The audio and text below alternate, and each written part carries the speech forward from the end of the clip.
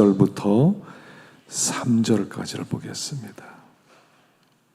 디모데후서 2장 1절부터 3절까지 우리 한 목소리로 함께 봉독하겠습니다. 내 아들아, 그러므로 너는 그리스도 예수 안에 있는 은혜 가운데서 강하고 또 내가 많은 증인 앞에서 내게 들은 바를 충성된 사람들에게 부탁하라. 그들이 또 다른 사람들을 가르칠 수 있으리라. 너는 그리스도 예수의 좋은 병사로 나와 함께 고난을 받으라. 아멘. 어떻게 추석 잘 보내셨어요? 좋은 쉼이 되셨나요? 또 이 금요일날 주 앞에 난 여러분들에게 하나님의 은혜가 임하고, 하여간 우린 다른 게 없어요. 말씀이 계속 들어가야 돼요. 우리의 마음에는 헛된 것을 자꾸 만들어내거든요. 하여간 걱정도 들어오고, 근심도 들어오고, 두려움도 들어오고, 염려도 들어오고, 의심도 들어오고, 짜증도 들어오고. 그래서요, 하나님의 은혜로 자꾸 씻어야 돼요. 은혜로 자꾸 씻어야 돼요. 매일같이 우리 마음이 이렇게 좋은 곳으로 씻겨야 돼요. 왜냐하면 너무 많은 악들이 쌓여 있고요, 너무 부정적인 생각들로 쌓여 있거든요.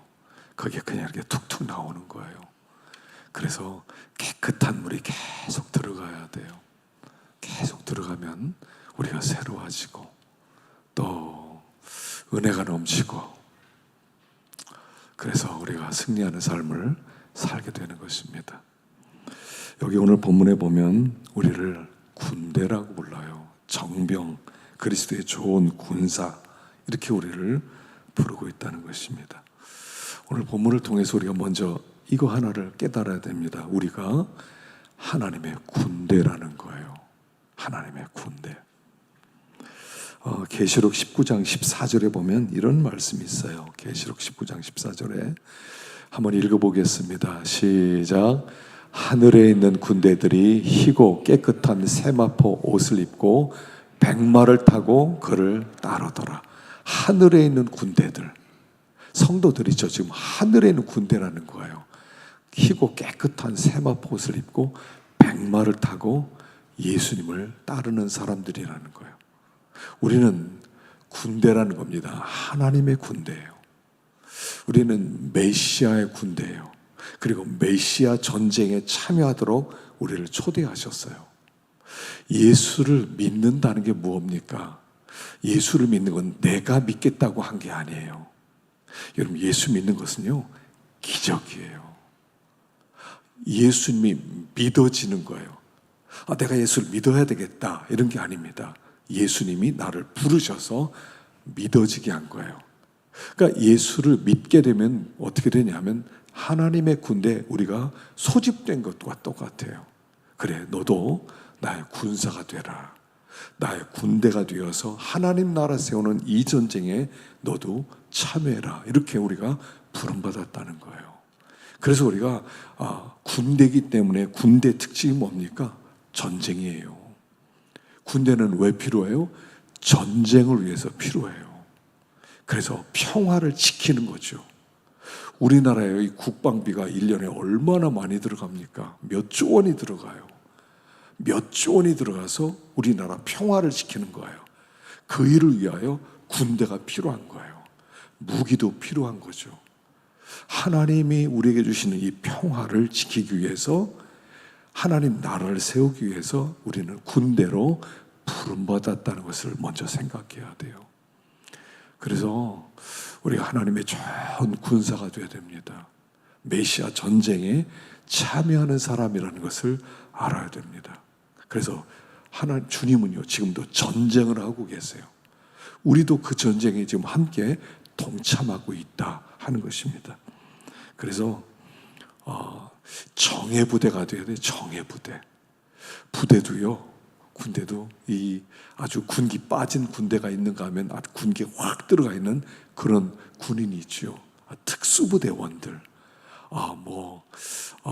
이렇게 또 UDT 이런 게 있잖아요. 우리나라 최강 그런 부대 이런 거 있잖아요. 특전사들, 그런 사람들은 아주 훈련을 잘 받고 군기가 딱 뛰어나고요. 그냥 저 후방에서 그냥 이렇게 출퇴근하는 군인들이요, 군기가 빠졌어요. 이 군기가 딱 들어가야 돼요. 그래 전쟁을 할 수 있어요. 군인은 전쟁을 할 수 있어야 돼요. 전쟁이 벌어졌다, 그럼 도망가는 게 아니라 전쟁이 벌어지면 그 전쟁에서 싸우러 가자 할 수 있는 사람이 군대라는 거예요. 군인이에요. 그래서 먼저는 우리가 군인이라는 걸 먼저 알아야 돼요. 내가 군인으로 부름받았다. 언제든 하나님의 전쟁에 나는 나서야 된다. 언젠가 나는 목숨을 걸고 싸워야 된다. 이게 있어야 돼요. 군인은요, 왜 그렇게 월급을 주고, 왜 그렇게 하여간 사택도 주고, 왜 그렇게 합니까? 당신 전쟁 나면 우리 나라를 위해서 목숨을 바쳐주십시오. 그래서 군인들을 대우를 잘해주는 거예요. 전쟁 터졌는데 모르겠다, 도망쳐야 되겠다, 그러면 안 되겠죠. 하나님이 우리를 군대로 부르셨어요. 그래서 군인은 항상 언제든지 이 싸움터에서 나는 죽을 수 있다, 이렇게 생각해야 돼요. 그래서 여기 우리가 하나님의 군대라는 것, 그래서 좋은 군사가 돼야 돼요. 좋은 군사, 정예 부대원이 돼야 돼요. 나가서 승리할 수 있는 부대원이 돼야 돼요. 그래서 잘 준비해야 돼요. 우리가 잘 준비되어져야 됩니다. 그래서 훈련 때 땀 한 방울은 전시의 땀 한 방울과 같다, 그런 얘기가 있죠. 훈련을 잘 하고 잘 대비를 해놓으면 전쟁 때 승리를 할 수가 있고, 준비하지 않은 군사는 지게 돼 있는 거예요. 그래서 이순신 장군이 전쟁을 앞에 놓고 굉장히 준비를 잘했다는 거예요. 준비를 잘했어요. 그래서 준비를 잘했기 때문에 전쟁 때 23번 싸워서 23번을 다 이길 수가 있어요. 세계적인 그런 장군이 될 수 있었죠. 잘 준비됐거든요. 전쟁이 일어날 걸 미리 알고, 그리고 배를 잘 준비해 놓고 군인들 잘 훈련시키고, 배에서요, 바다에서는 거리를 잘 모르잖아요. 그러니까 바다에서 화살 쏘는 연습을 또 그렇게 많이 했대요. 왜냐하면 내가 쏘는 화살이 어디까지 간다는 것을 알아야 전쟁 때 화살을 언제부터 쏠 수 있는가, 그게 나오잖아요. 그래서 준비를 잘 해놓은 거죠. 우리가 준비를 잘 해야 됩니다. 그래야 하나님의 전쟁에서 무너지지 않아요. 하나님의 전신갑주로 무장이 되어야 어떤 일이 벌어지고 어떤 원수가 앞에 온다 하더라도 시험에 들지 않을 수 있어요. 많은 사람이 시험에 들었어요. 어려움, 전쟁터에 나가서 시험 들어서 이런 말 들었다고 시험 들고, 저런 욕 들어먹었다고 시험 들고, 욕 한번 들어먹었다고 시험 들어요. 누가 나 무시했다고 왜 시험 들어요? 시험 들 게 없어요. 여러분, 신앙생활은요, 철저하면 철저할수록 좋은 거예요. 대충 하지 마세요. 믿음 생활한다, 그러면 하나님의 군대니까 난 적당히 하지 않는다, 난 철저하게 하겠다, 이런 믿음으로 나가야 돼요. 그러면 아주 좋은 군인이 될 수 있어요. 적당히 이렇게 하려고 그러면은요, 맨날 시험 들어요. 화살 한 방 맞고 넘어져가지고 그냥 10년 동안 앉아서 일어나지를 못해요. 그래서 좋은 군인이다. 그래서 잘 훈련받으면, 잘 준비되면 어떤 전쟁에서라도 우리는 시험 들지 않고 우리는 원수를 정복하고 이길 수가 있다. 우리 원수는 약하지 않아요. 우리 원수는 강해요. 원수는요, 무서워요. 이 마귀가 얼마나 무섭게 공격하는지 몰라요. 얼마나 간교한지 몰라요. 그래서 우리가 잘 준비되지 않으면 이 마귀와의 싸움에서 무너질 수 있다 하는 것입니다. 우리가 첫째 기억할 것은 좋은 하나님의 군대다 하는 것을 기억해야 됩니다. 두 번째는요, 그러면 어떻게 돼요? 강해야 돼요. 자, 1절 보겠습니다. 1절 읽어보겠습니다. 시작. 내 아들아, 그러므로 너는 그리스도 예수 안에는 은혜 안에서 강하고, 은혜 안에서 강하고, 그리스도 예수 안에 있는 은혜 안에서 강해져라 라고 얘기합니다. 강해져야 돼요. 처음에 군대 가잖아요. 그러면요 4주 동안 기초훈련을 시키죠. 기초훈련 시키는 건 뭐냐면 체력을 만들어주는 거예요. 체력을. 그래서 맨날 뛰게 만드는 거예요. 그래서 선착순 집합, 축구 골대에서 좌에서 우로 5명 뛰어 갔다 오면 번호 하나, 둘, 셋, 넷, 다섯, 6번째 뒤로 돌아 다시 축구 골대 저 좌에서 우로 뛰어 이걸 계속 돌려요. 아침부터 일어나서 계속 왜 그래요? 엎드려 뻗쳐 좌로 굴러 우로 굴러 왜 그래요? 그래야 강해지거든요. 강해지거든요. 강하게 만들기 위해서 산에도 뛰어갔다 오르고, 각계전투에서 전쟁하는데 막 산꼭대기를 향해서 돌격 앞으로 그러는데 힘들어서 못 가겠어요. 걸어가면 어떻게 되겠어요? 총 맞지요. 그러니까 강해야 돼요. 군인들은요, 그래서 보통 사람의 체력의 2배가 돼야 돼요. 2배가. 보통 사람들이 이렇게 힘들게 이렇게 뭐 1km를 걸어간다 그럼 군인들은요 2km를 쉽게 갈 수 있어야 돼요. 강해야 돼요. 믿는 사람이 강해야 돼요. 근데 어떻게 강해라? 은혜 안에서 강해라. 은혜 안에서 강해야 돼요. 하나님의 은혜를 받아서 강한 자가 돼야 돼요. 은혜가 내 안에 머물면 강해지고 은혜가 머물지 않으면 우리는 약해져요. 그래서 은혜가 내 안에 머물도록 하라는 겁니다. 은혜. 항상 은혜를 받아야 돼요. 예배를 드리고 나면 은혜 받았다. 이게 있어야 돼요. 기도를 마쳤다. 은혜가 된다. 하여간 교제를 했다. 그럼 은혜가 돼야 돼요. 책을 읽었다. 성경을 읽었다. 은혜가 돼야 돼요. 큐티를 했다. 은혜가 돼야 돼요. 하여간 은혜가 돼야 돼요. 그 은혜가 이 안에 많아지면 강해지는 거예요. 은혜가 비어있으면 약한 거예요. 그래서 항상 은혜 통로의 문이 열려 있어야 돼요. 큐티를 하면서 매일 말씀을 묵상하면서 은혜가 돼야 돼요. 성경 암송하면서 은혜가 돼야 돼요. 기도하면서 은혜가 돼야 돼요. 설교를 들었는데 나갈 때 은혜가 하나도 안 됐어. 마음속에 뭔가 은혜를 받고 참 좋다 이래야 되는데 예배가 그런 거지 이렇게 가면 안 돼요. 은혜가 돼야 돼요. 은혜가 돼야 강해지는 거예요. 여러분 신앙생활은요 어린아이 같은 신앙생활이 있고 어른 같은 신앙생활이 있어요. 특징이 뭐냐면 어린아이는 젖만 먹어요. 어린아이는 젖만 먹어요. 장성한 사람 어른은 밥을 먹어요. 여러분 특징이 뭐예요? 젖 먹어도요 어떤 사람은 우유만 먹고 사는 사람도 있다고 하긴 하더라고요. 힘이 없어요. 큰 일을 못해요. 조금 일하고 나면 힘들어서 못하겠다고 그래요. 잘 먹어야죠. 그래서 제가 밥 먹는 걸 딱 보잖아요. 그럼 그 사람이 얼마나 일 잘하는 사람인가를 알 수 있어요. 일 잘하는 사람은요 밥을 잘 먹습니다. 그리고 막 더 먹습니다. 이렇게 막 먹어요. 그러면 이 사람 일을 잘하는 사람이구나.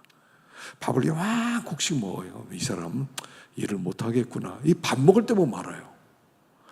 우유를 먹는 아이는요 일을 못하게 돼 있어요. 아이 뛰어놀 수는 있겠죠. 좀 기어갈 수도 있겠죠. 그러나 일은 못해요. 이것 좀 날라라. 못해요.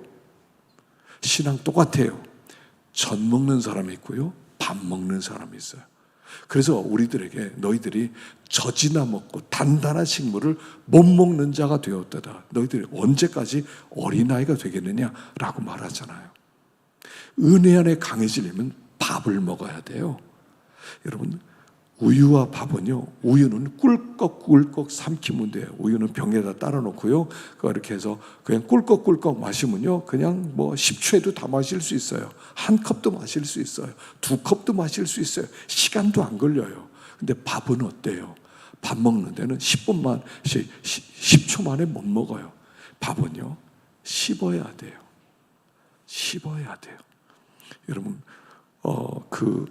위장에 제가 그때 병원에 가서 이렇게 조사를 건강 검진을 해보니까 저한테 그래요. 위가 약해졌대요. 위가 약해졌대요.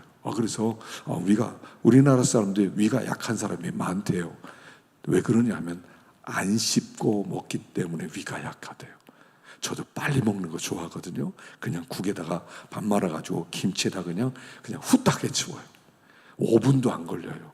그게 아주 나쁜 거예요. 씹어야 되거든요. 그러면 입에서 뭐 푸티알레니가 하는 무슨 그 물질이 소화시키는 물질이 나온대요. 그래서 많이 씹어서 위장에 들어가면 위장이 부담이 안 된대요.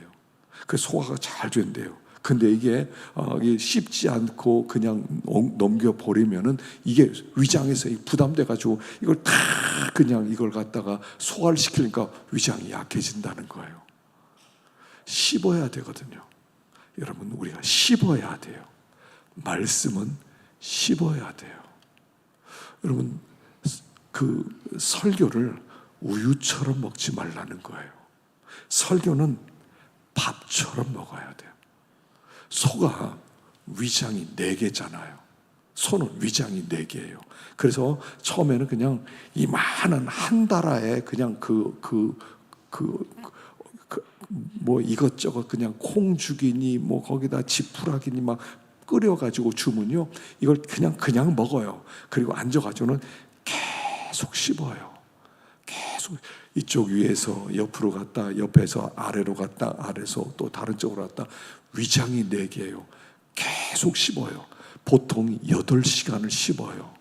소는 8시간을 씹어요. 그러니까 힘이 있어요. 신앙생활을 어떻게 하고 계세요?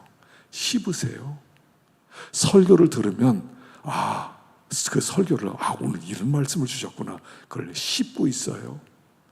아니면 그냥 우유처럼 마셔요. 꿀꺽 마시고 됐다. 싹 잊어버려요. 한 번도 씹질 않아.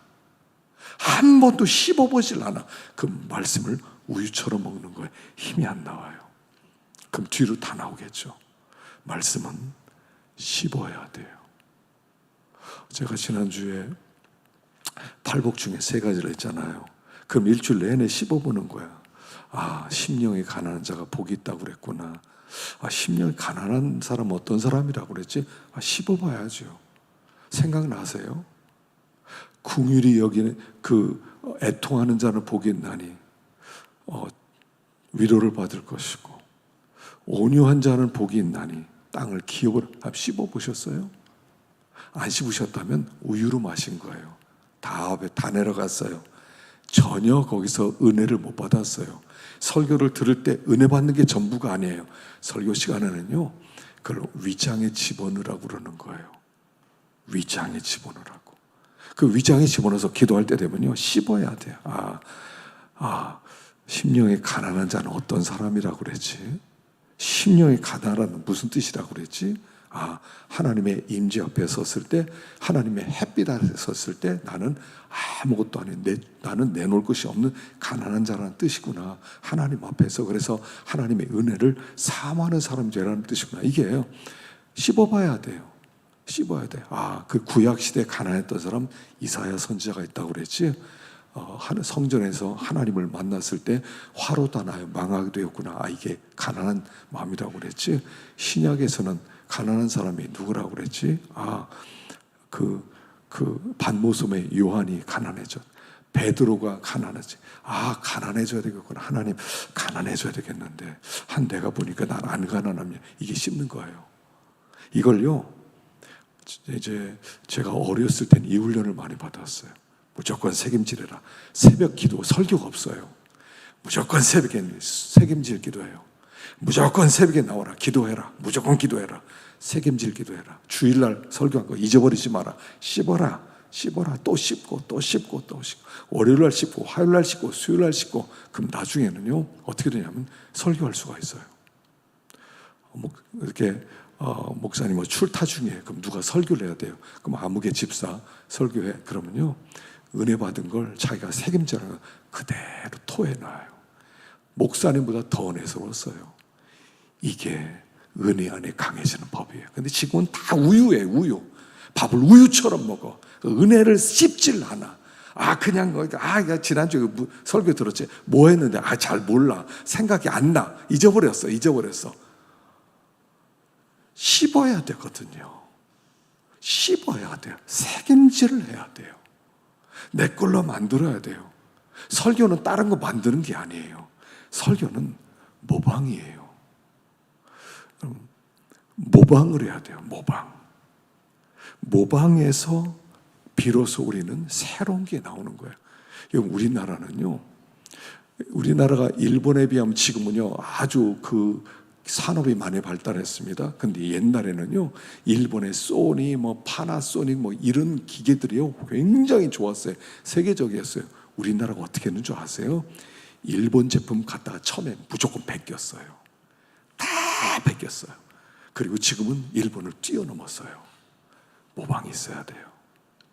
씹어야 돼요. 그리고 나잖아요.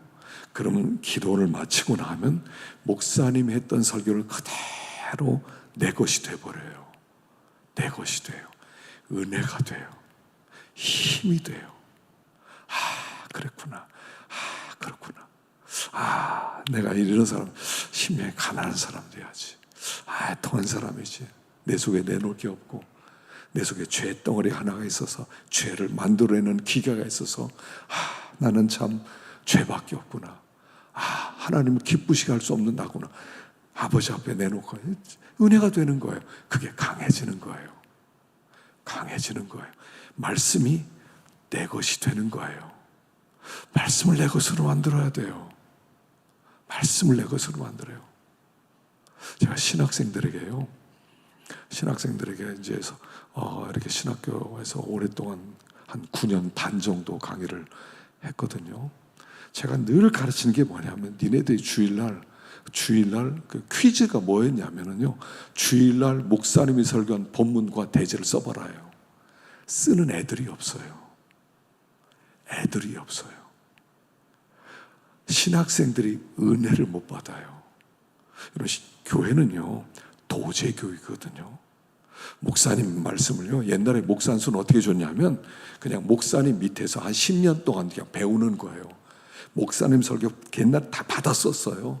다 받았었고요. 그걸 다 암기하는 거예요. 암기하고.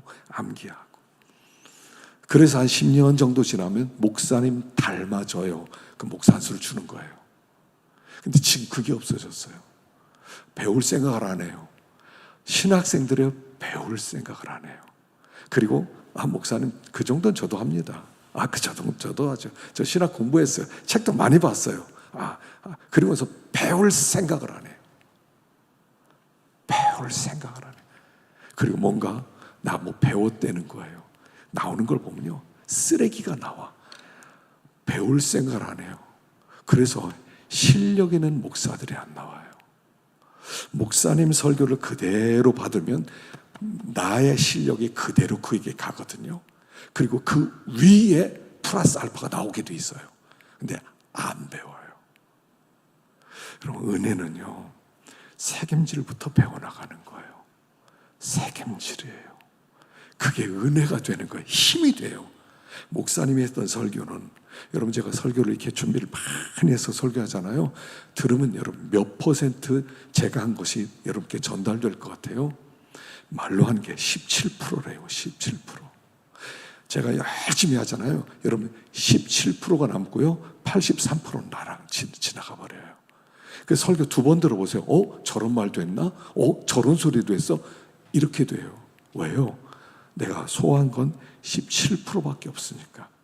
자꾸 씹어야 돼요. 또 씹고 자꾸 해야 돼요. 그래서 그렇게 되면 내 것이 나오기 시작해요. 목사님 것과 내게 합쳐질 때 목사님이 못 본 것을 내가 보기 시작해요. 그래서 Imitation to Innovation이라는 책이 있어요. Imitation to Innovation. 모방으로부터 시작해서 창조까지 해요. 모방에서. 이게 우리나라 발전한 방법이었어요. 신앙생활을 이렇게 하는 거예요. 설교를 자꾸 들으세요. 그리고 그대로 씹으세요. 씹고 자꾸 씹으세요. 그러면 내가 똑같이 목사님처럼 똑같이 할 수 있고요, 나중에 더 잘할 수가 있어요. 그럼 그게 은혜가 돼요. 그게 은혜가 돼요. 은혜 안에서 강해라, 말씀 안에서 강해지라는 거예요. 제가 성경 암송을 계속 이제 합니다. 성경 암송을 나눠드리잖아요. 성경 암송하면 제가 은혜가 돼요. 아니, 이런 말씀이 있었네. 이런 말씀이 있었네. 아니, 암송하면서 막 은혜가 되기 시작해요. 암송하면서. 여러분, 암송 많이 하세요. 노자가 했던 얘기가 있어요. 모든 교육의 출발지는 암송이다. 우리나라는요, 우리나라 옛날에 과거 시험 볼 때는 암송부터 시작했어요. 사서 삼경 암송부터 시작했어요. 그래서 논어, 맹자, 시경, 성 이건 다 외웠어요. 그대로 외웠어요. 그게 교육의 출발점이라는 거예요. 암송이. 암송도 안 되는데 무슨 사상이 들어가겠어요? 자꾸 씹으셔야 돼요. 은혜 안에 강해지십시오. 은혜로 충만해지십시오. 은혜로 충만해지세요. 그래서 은혜 안에서 강해질 때 좋은 군사가 될 수 있다 이거예요. 말씀 안에서 강해지셔야 돼요. 은혜 안에서 강해지세요. 말씀을 딱 펴면 이게 이런 말씀이었지, 옛날에 목사님 이렇게 설교했지, 이거 이런 뜻이야, 이렇지, 이게 다 나오게 돼 있어요. 그래서 은혜 안에서 강해지는 것은 말씀 안에 강해지는 것이고, 책임질을 많이 해라. 책임질을 많이 해라. 그러면 강한 군사가 될 수 있다 하는 것입니다. 세 번째는 3절을 한번 읽어보겠습니다. 3절 시작.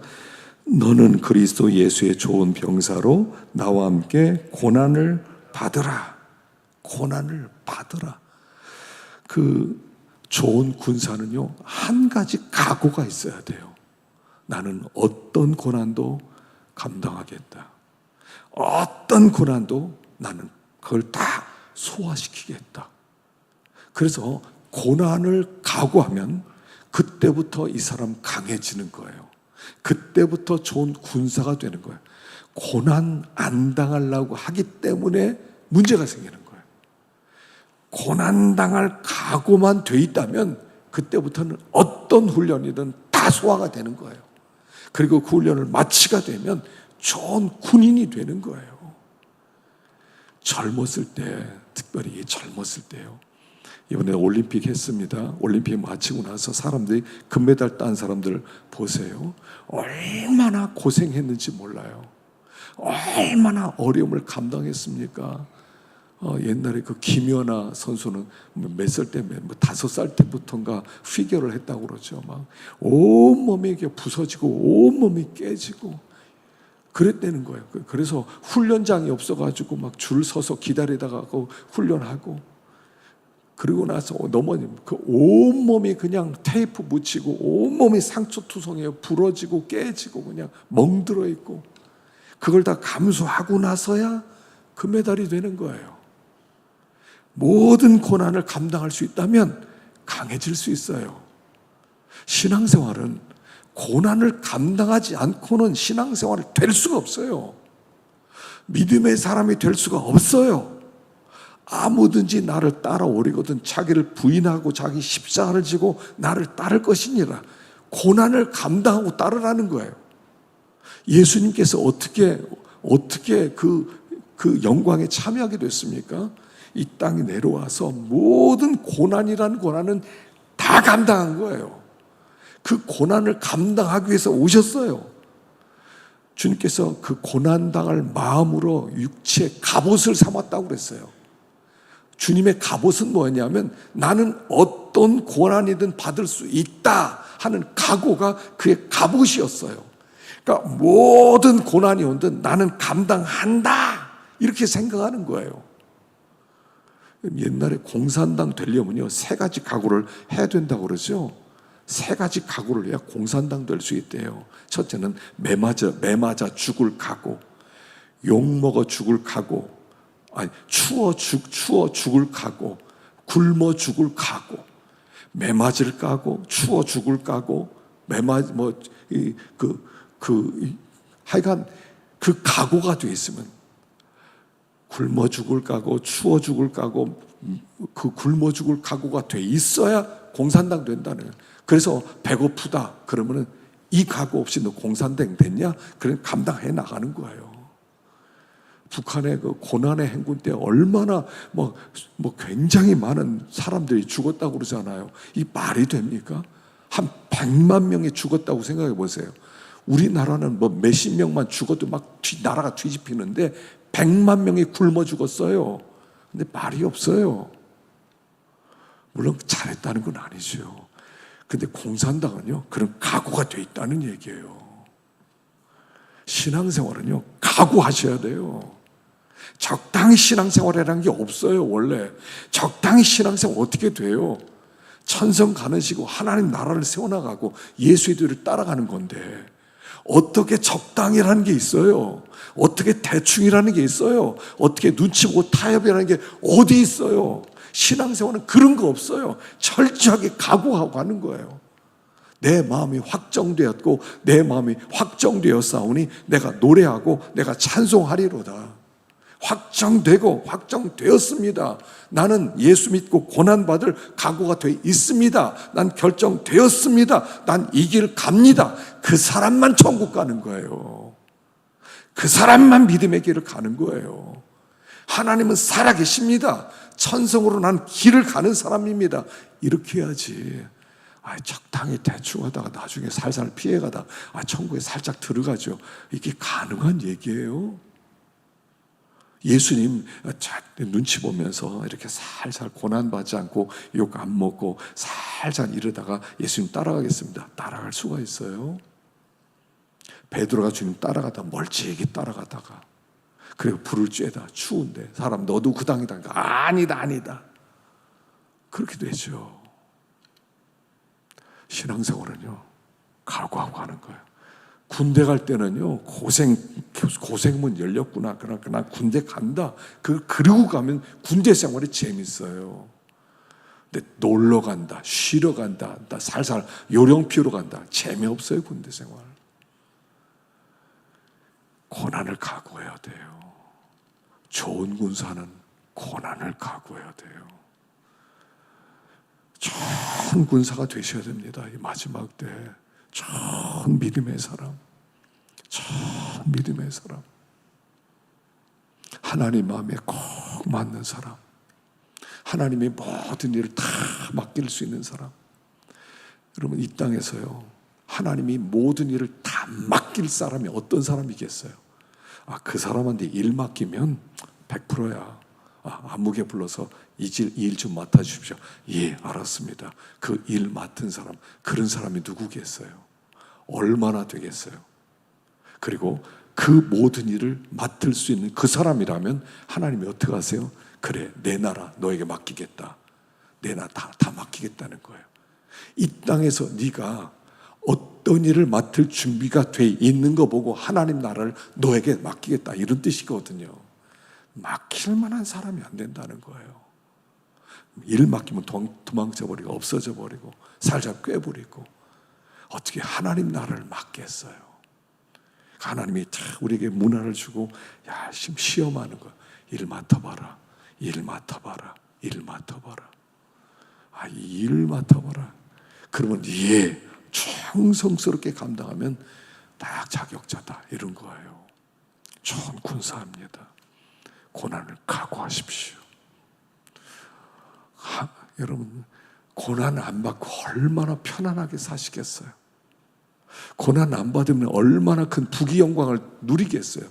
얼마나 큰 부귀 누리려고 하나님의 일 안 맞는 거예요? 얼마나 편안하게 살라고. 하나님께서 우리에게 맡기신 건 영광으로서, 예수님이 그랬어요. 고난 맡긴 건 영광이다. 십자가 지는 건 영광이다. 예수님께서 하나님 말씀에 싹 순종했더니 하나님이 어떻게 하세요? 그를 지극히 높여서 하나님 나라를 그에게 다 넘겨주시는 거예요. 일을 잘했더니 넘겨주시는 거예요. 그래서 고난은 영광인 거예요. 고난은 영광인 거예요. 여기서 난 일 맡기 합당하지 않습니다. 그 얘기는 뭡니까? 하나님 나라 영광 이런 거 필요 없습니다. 이렇게 말하는 사람과 똑같다는 거예요. 고난을 감당하십시오. 복음과 함께 고난을 받아라. 고난을 받아라. 라고 말씀하는 것입니다. 그래서 그 고난을 잘 감당하시고 좋은 군사가 되어서 하나님 나라 세워나갈 수 있는 저와 여러분 되기를 간절히 축원합니다. 기도하겠습니다. 자, 우리 시간에